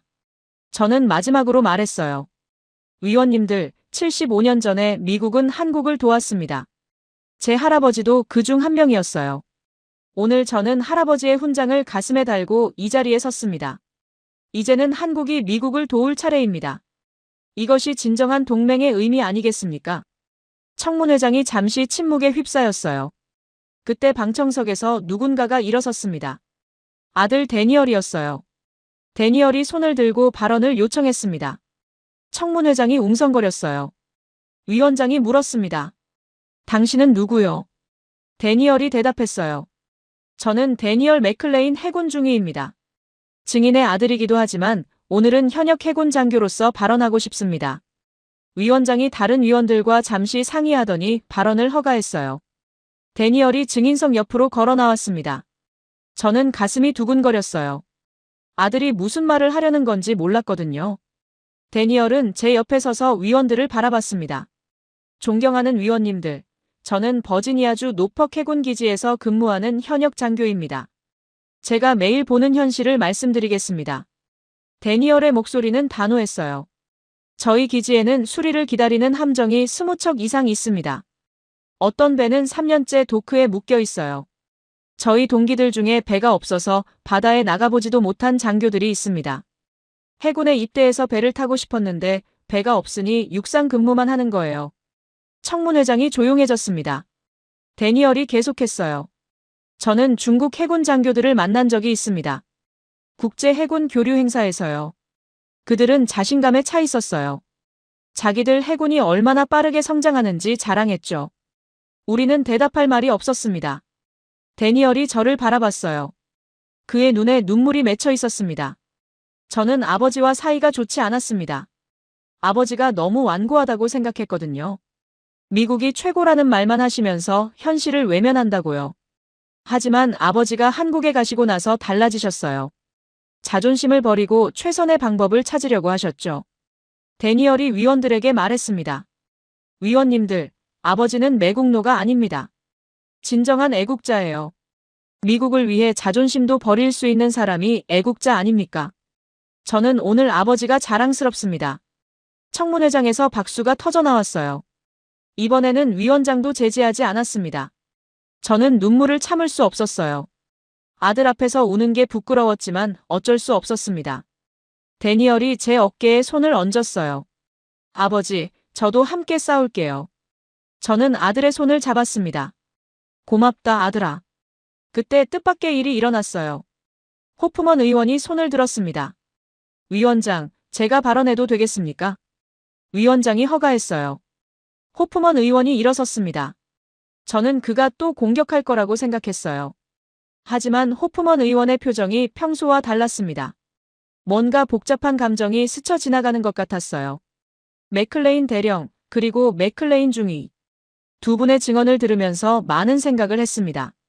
청문회장이 숨죽여 지켜봤어요. 호프먼 의원이 말을 이었습니다. 저도 군인 집안 출신입니다.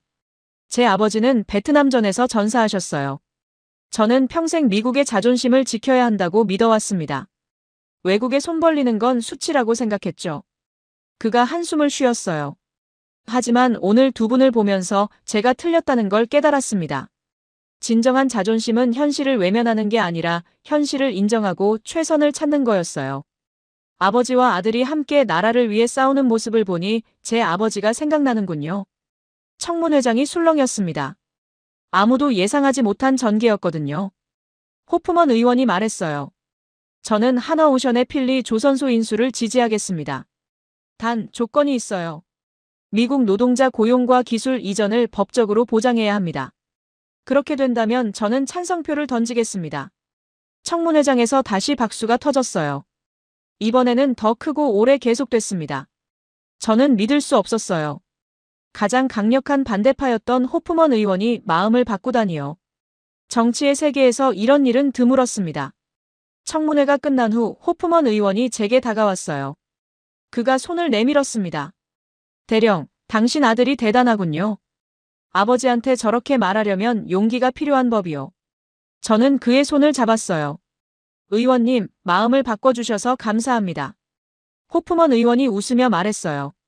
고집만 부리면 정치인이 아니라 바보죠. 국익을 위해서라면 언제든 생각을 바꿀 수 있어야 해요. 저는 그날 많은 것을 배웠습니다. 적이라고 생각한 사람도 대화하면 동지가 될 수 있다는 걸요. 그리고 진심은 통한다는 걸요. 청문회 이후 일주일 만에 표결이 진행됐습니다. 저는 의회 건물 밖에서 결과를 기다렸어요. 박준혁 상무와 권여궁 사장도 함께였습니다. 밥 윌슨이 안에서 실시간으로 상황을 전해주었죠. 찬성 242표, 반대 183표. 통과입니다. 밥의 목소리가 전화기에서 울려 퍼지는 순간 저는 주저앉을 뻔했어요. 박준혁 상무가 저를 부축했습니다.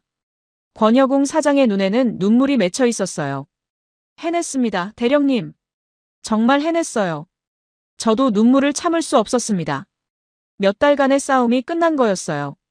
아니, 새로운 시작이었죠. 표결 결과가 발표되자 언론이 일제히 보도했습니다. 역사적인 한미-조선-협력-협정 승인이라는 헤드라인이 나왔어요. 한화오션의 필리 조선소 인수가 공식 승인되었고 블록 생산 방식을 통한 함정 건조 협력도 법적 근거를 갖게 됐습니다. 권여궁 사장이 기자회견을 열었어요. 저도 그 옆에 섰습니다. 권여궁 사장이 말했습니다. 오늘은 한미동맹의 새로운 장이 열린 역사적인 날입니다.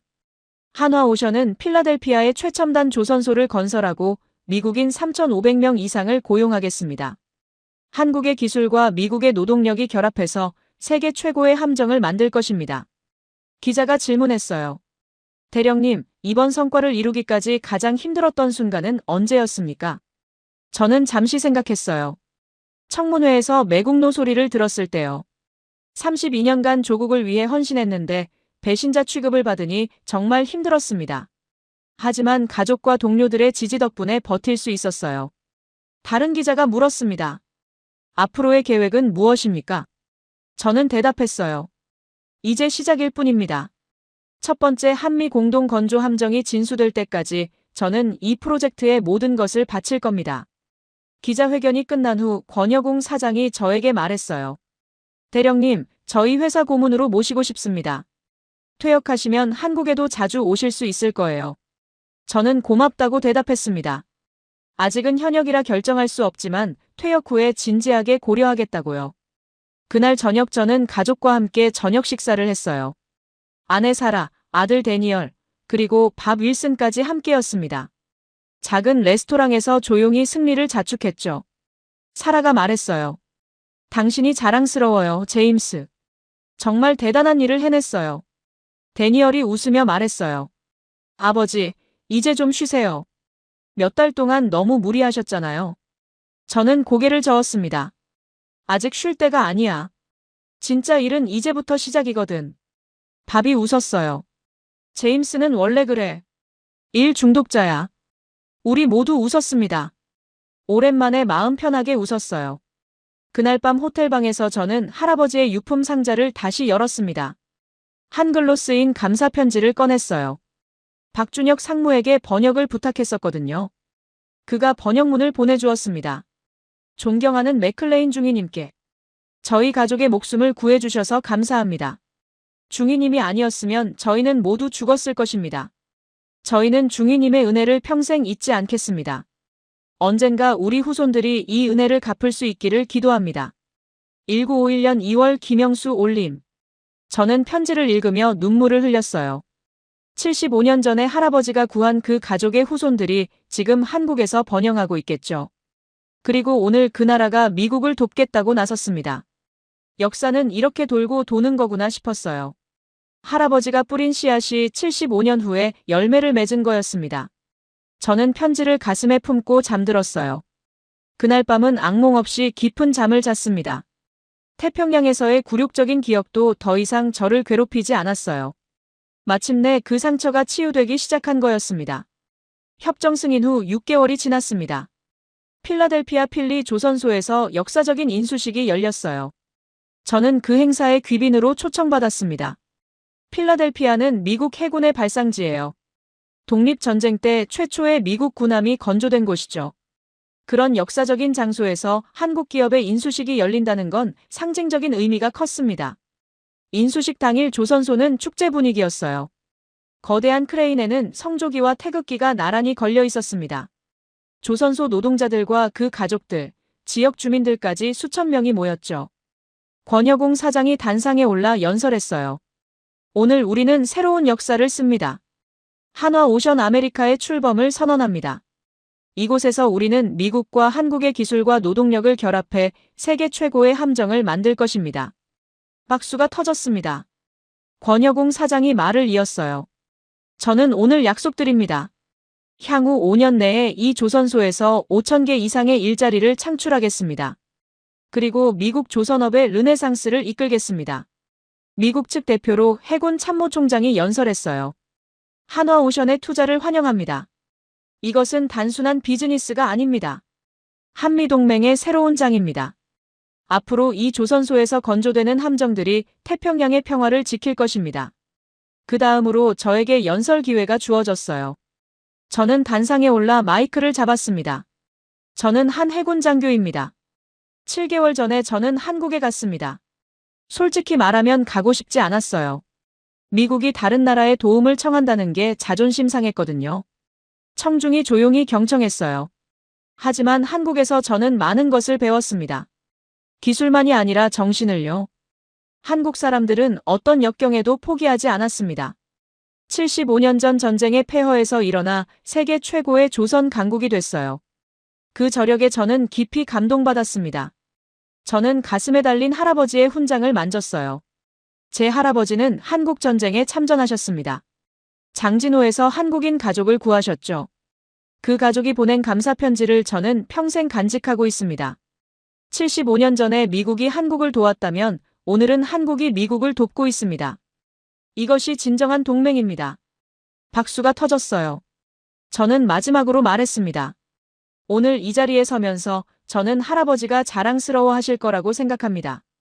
그리고 저도 제 아들에게 자랑스러운 아버지가 되고 싶습니다. 미국과 한국의 우정이 영원하기를 기원합니다. 연설이 끝난 후 마이클 던 노조 위원장이 저에게 다가왔어요. 저는 긴장했습니다. 그가 처음에 얼마나 격렬하게 반대했는지 기억하고 있었거든요. 그런데 마이클 던의 표정은 부드러웠어요. 그가 손을 내밀었습니다. 대령님, 솔직히 말하면 저는 당신을 미워했습니다.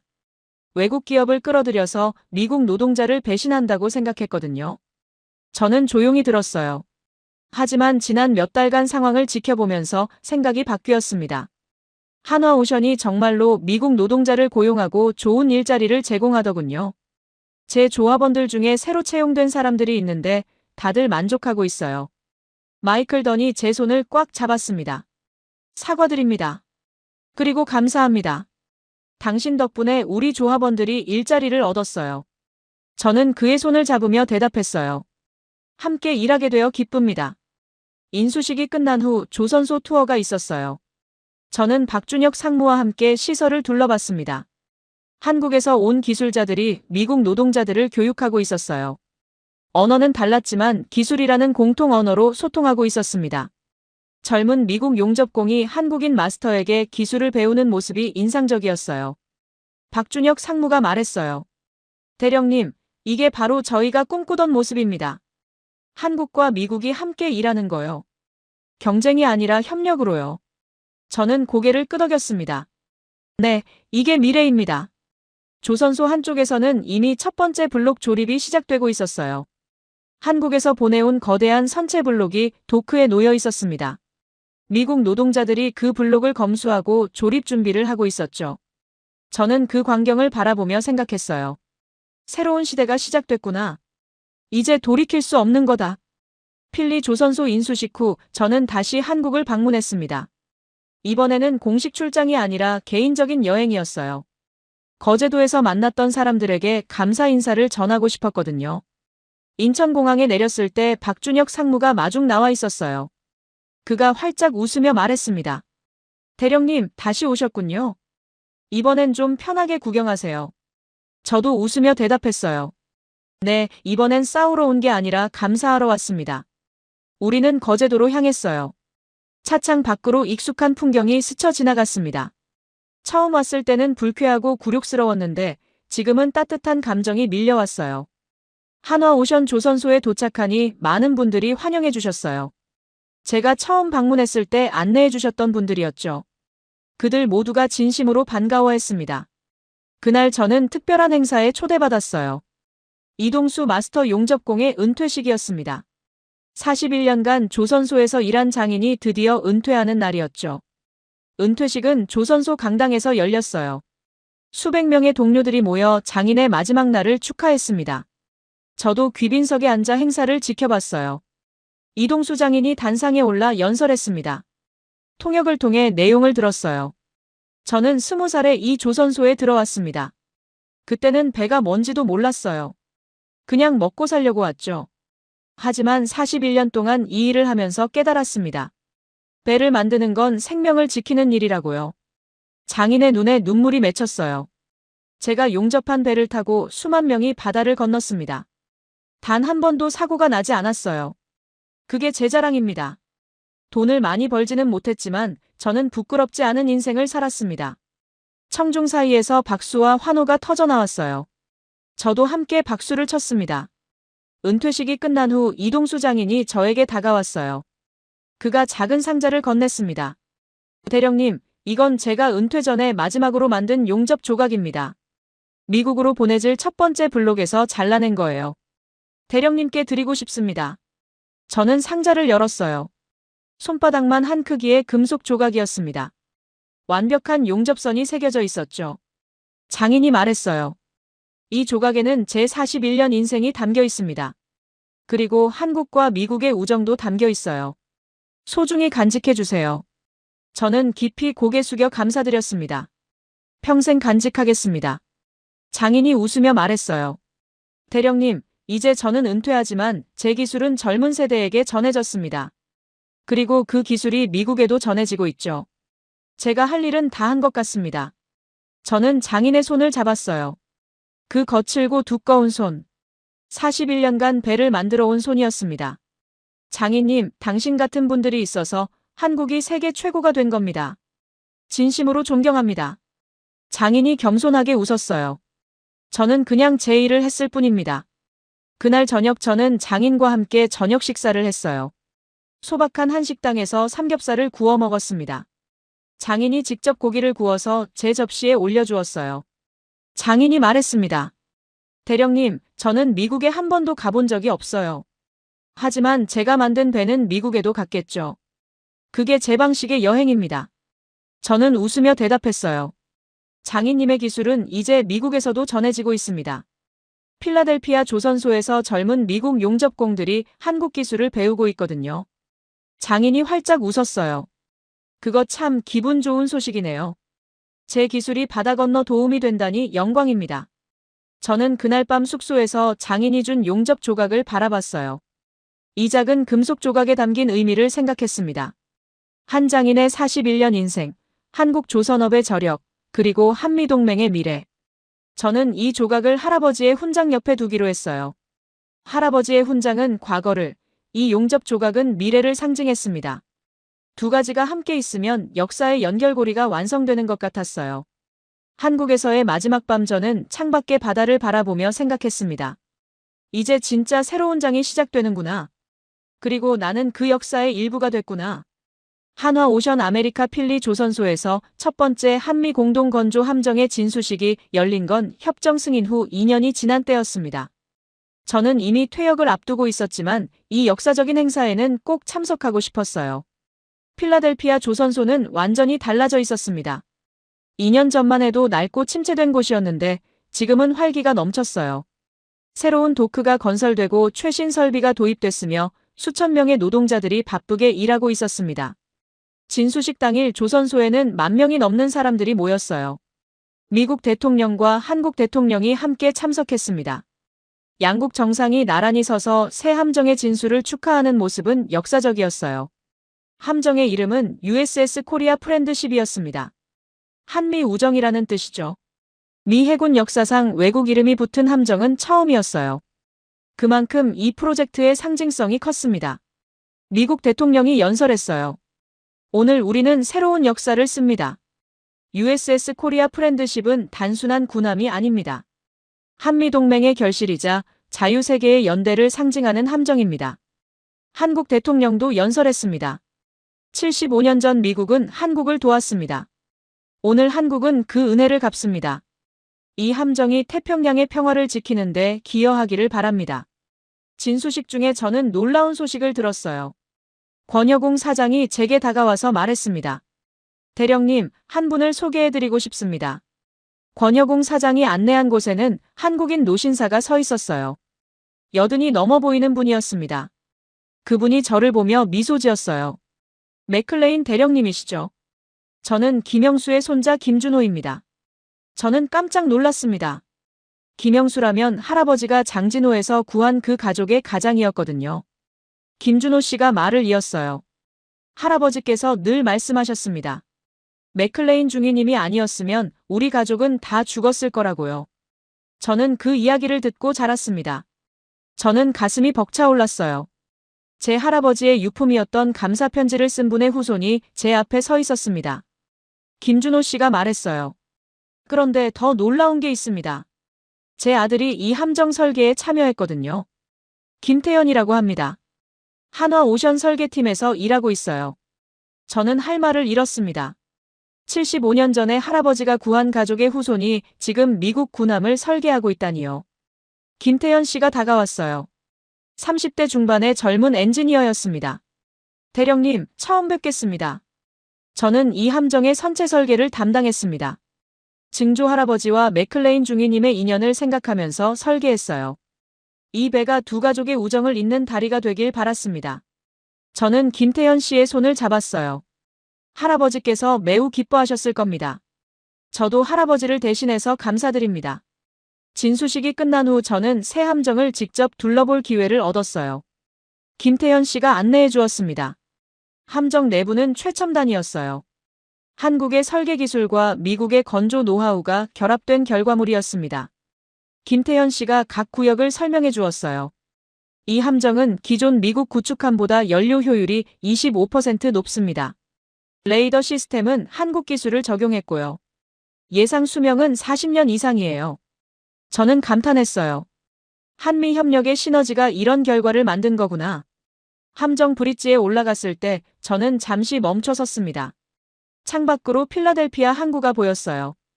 미국 해군의 발상지에서 한미 공동 건조 함정이 탄생한 거였습니다. 김태현 씨가 말했어요. 대령님, 이 함정이 처음 출항하면 태평양으로 갈 겁니다. 할아버지와 증조 할아버지가 싸웠던 그 바다를요. 저는 고개를 끄덕였어요. 역사가 이렇게 이어지는군요. 진수식 저녁 만찬에서 저는 김준호 씨, 김태현 씨와 함께 테이블에 앉았어요. 세 가족이 75년 만에 다시 만난 자리였습니다. 김준호 씨가 잔을 들었어요. 맥클레인 대령님, 우리 가족의 영원한 은인이신 맥클레인 중위님을 위하여 건배합시다. 저도 잔을 들었습니다. 그리고 한미 우정의 미래를 위하여. 우리는 함께 건배했어요. 그 순간 저는 할아버지가 저를 지켜보고 계신 것 같았습니다. 웃으면서요. USS 코리아 프렌드십 진수식 후 한 달 뒤 저는 정식으로 퇴역했습니다. 34년간의 해군 생활을 마감하는 순간이었어요. 퇴역식은 노퍽 해군 기지에서 열렸습니다. 가족과 동료들이 모인 가운데 해군 참모총장이 직접 퇴역 훈장을 수여해 주셨어요. 참모총장이 말했습니다. 제임스 맥클레인 대령은 34년간 조국에 헌신했습니다. 특히 최근 2년간 한미조선 협력을 성사시킨 공로는 미 해군 역사에 길이 남을 것입니다. 저는 훈장을 받으며 감회가 새로웠어요. 3년 전만 해도 저는 태평양에서 굴욕당한 패배자였습니다. 그런데 지금은 역사를 바꾼 사람으로 기억되고 있었어요. 퇴역식 연설에서 저는 솔직하게 말했습니다. 저는 완벽한 군인이 아니었습니다. 완고하고 자존심 강하고 변화를 두려워했죠. 하지만 한국에서 만난 사람들이 저를 바꿔주었습니다. 그들은 어떤 역경에도 포기하지 않는 정신을 보여주었어요. 저는 그 정신을 배워서 여기까지 왔습니다. 청중 사이에서 박수가 터졌어요. 저는 말을 이었습니다. 군인의 임무는 나라를 지키는 겁니다. 하지만 나라를 지키는 방법은 총과 칼만이 아닙니다. 때로는 자존심을 내려놓고 동맹의 손을 잡는 것도 나라를 지키는 길입니다. 저는 그걸 깨닫는데 30년이 걸렸어요. 퇴역식이 끝난 후 아들 데니얼이 저에게 다가왔어요. 그가 저를 안아주었습니다. 아버지, 정말 수고하셨어요. 이제 좀 쉬세요. 저는 웃으며 대답했어요. 쉬긴 뭘 쉬어. 한화오션에서 고문 제안이 왔거든. 앞으로 한국 자주 다니게 될 거야. 데니얼이 웃었어요. 아버지는 정말 일 중독이시네요. 퇴역 후 일주일 뒤 저는 아들 데니얼과 함께 한국을 방문했어요. 데니얼에게 제가 겪은 것들을 직접 보여주고 싶었거든요. 우리는 먼저 거제도 한화오션 조선소를 방문했습니다. 박준혁 상무가 반갑게 맞아주었어요. 데니얼이 조선소를 둘러보며 감탄했어요. 아버지, 이게 바로 아버지가 말씀하시던 곳이군요. 정말 대단해요. 저는 고개를 끄덕였어요. 그래, 여기서 내 인생이 바뀌었지. 다음으로 우리는 파주 임진각을 방문했습니다. 한국전쟁 기념시설이 있는 곳이었어요. 저는 데니얼에게 할아버지의 이야기를 들려주었습니다. 할아버지는 여기서 멀지 않은 장진호에서 싸우셨어. 영하 40도의 추위 속에서 중공군과 맞섰지. 그리고 한국인 가족을 구하셨어. 데니얼이 물었어요. 그 가족이 김영수 씨 가족이죠. 진수식에서 만난 분들요. 그래. 75년 전에 할아버지가 뿌린 씨앗이 지금 열매를 맺은 거야. 김태현 씨가 설계한 함정이 미국 바다를 지키게 됐잖아. 데니얼이 한참 침묵하더니 말했어요. 아버지, 저도 언젠가 아버지처럼 되고 싶어요. 역사를 바꾸는 사람이요. 저는 아들의 어깨를 두드렸어요. 넌 이미 그 길을 가고 있어. 청문회에서 용기 내어 발언했잖아. 그게 바로 시작이야. 우리는 마지막으로 서울 용산에 있는 전쟁기념관을 방문했습니다. 한국전쟁 전시관에서 저는 할아버지의 이름을 찾았어요. 참전 용사 명단에 윌리엄 맥클레인 중이라는 이름이 있었습니다. 저는 그 이름 앞에서 묵념했어요. 데니얼도 옆에서 함께 묵념했습니다. 할아버지, 손자가 왔습니다. 할아버지께서 시작하신 일을 제가 이어받았어요. 이제 데니얼이 또 이어갈 겁니다. 3대에 걸친 한미동맹이에요. 그날 저녁 서울의 한 식당에서 저는 데니얼과 마주 앉았어요. 한강이 내려다 보이는 멋진 곳이었습니다. 데니얼이 말했어요. 아버지, 이번 여행에서 많은 걸 배웠어요. 한국이라는 나라가 왜 특별한지 이제 알 것 같아요. 저는 물었어요. 뭐가 특별한 것 같아? 데니얼이 대답했습니다. 포기하지 않는 정신이요. 전쟁으로 폐허가 됐는데 70년 만에 세계 최고가 됐잖아요. 그 저력이 대단해요. 저는 고개를 끄덕였어요. 맞아. 그게 한국의 진짜 힘이야. 기술이나 돈보다 더 중요한 거지. 우리는 한강을 바라보며 술을 마셨어요. 아버지와 아들이 함께 한국에서 보내는 밤. 할아버지도 하늘에서 기뻐하셨을 거예요. 퇴역 후 2년이 지났습니다. 저는 한화오션 아메리카의 고문으로 일하면서 한국과 미국을 오가고 있었어요. 바쁘지만 충실한 나날이었습니다. 어느 날 뜻밖의 연락을 받았어요. 한국 정부에서 훈장을 수여하고 싶다는 거였습니다. 한미조선 협력에 기여한 공로를 인정받은 거였죠. 훈장 수여식은 서울 청와대에서 열렸습니다. 저는 아내 사라, 아들 데니얼과 함께 한국으로 향했어요. 청와대 본관에 들어서는 순간 저는 감회가 새로웠어요. 미국 해군 장교가 한국 대통령으로부터 훈장을 받는 건 매우 이례적인 일이었거든요. 한국 대통령이 직접 훈장을 달아주셨어요. 수교 훈장 광화장이었습니다. 외국인에게 수여되는 가장 높은 등급의 훈장이라고 했어요. 대통령이 말씀하셨습니다. 맥클레인 고문님, 당신은 한미동맹의 새로운 역사를 쓰셨습니다. 한국 국민을 대표해서 깊이 감사드립니다. 저는 고개 숙여 인사했어요. 과분한 영광입니다. 저는 제 할아버지가 시작한 일을 이어받았을 뿐입니다. 훈장 수여식이 끝난 후 리셉션이 열렸습니다. 많은 분들이 축하해 주셨어요. 박준혁 상무, 권여궁 사장, 김서연 엔지니어, 그리고 은퇴한 이동수 장인까지 오셨습니다. 이동수 장인이 저에게 다가왔어요. 그의 손에는 작은 액자가 들려 있었습니다. 대령님, 아니 이제 고문님이시네요. 이건 제가 드리는 마지막 선물입니다. 액자 안에는 사진 한 장이 있었어요. USS 코리아 프렌드십의 사진이었습니다. 그리고 그 아래에 한글로 뭔가가 적혀 있었어요. 장인이 설명해 주셨습니다. 여기 적힌 건 한국 속담이에요. 첫리길도 한 걸음부터라는 뜻입니다. 대령님께서 그 첫 걸음을 내디뎌 주셔서 이 배가 탄생할 수 있었어요. 저는 깊이 감사드렸습니다. 평생 간직하겠습니다. 리셉션이 끝난 후 저는 잠시 청와대 정원을 산책했어요. 서울의 밤하늘에 별이 빛나고 있었습니다. 그때 데니얼이 다가왔어요. 아버지, 여기 있었네요. 저는 하늘을 바라보며 말했어요. 데니얼, 내가 3년 전에 한국에 처음 왔을 때는 정말 불쾌했어. 미국이 다른 나라에 손 벌린다는 게 자존심 상했거든. 그런데 지금은 이렇게 훈장까지 받게 됐네. 데니얼이 웃었어요. 인생은 모르는 거예요, 아버지. 저는 고개를 끄덕였어요. 그래. 모르는 거야. 그래서 항상 열린 마음을 가져야 해. 변화를 두려워하면 안 돼. 데니얼이 물었어요. 아버지, 후회되는 거 없으세요? 34년 해군 생활 중에요. 저는 잠시 생각했어요. 후회라. 있지. 너한테 좋은 아버지가 못 됐던 거. 너무 바빴거든. 미안해. 데니얼이 제 손을 잡았어요. 아버지, 저는 아버지가 자랑스러워요. 나라를 위해 헌신하신 거잖아요. 그게 가족을 위한 것이기도 했고요. 저는 아들을 안아주었어요. 고맙다, 아들아. 청와대를 나서며 저는 할아버지의 훈장과 이동수 장인이 준 용접 조각, 그리고 오늘 받은 한국 훈장을 생각했어요. 세 가지 물건이 제 인생의 여정을 상징했습니다.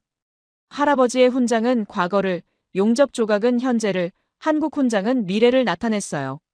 3대에 걸친 한미동맹의 역사가 이 세 가지에 담겨 있었습니다. 서울을 떠나기 전 마지막으로 인천 앞바다를 바라봤어요. 저 멀리 수평선이 보였습니다. 저는 속으로 말했어요. 바다야, 나는 더 이상 너를 두려워하지 않아. 왜냐하면 나는 혼자가 아니니까. 한국이라는 든든한 동맹이 있으니까. 3년 전 태평양에서 3시간 동안 표류하며 느꼈던 그 굴욕과 공포는 이제 완전히 사라졌어요. 그 상처가 저를 여기까지 이끌었고 결국 더 강한 사람으로 만들어주었습니다. 비행기에 오르며 저는 창밖을 바라봤어요. 한국 땅이 점점 멀어지고 있었습니다. 하지만 저는 알고 있었어요. 이건 이별이 아니라 새로운 만남의 시작이라는 걸요. 고문 일을 하면서 앞으로도 한국에 자주 올 거예요. 그리고 언젠가 데니얼도 이 길을 걷겠죠. 맥클레인 가문의 한국 사랑은 계속될 겁니다.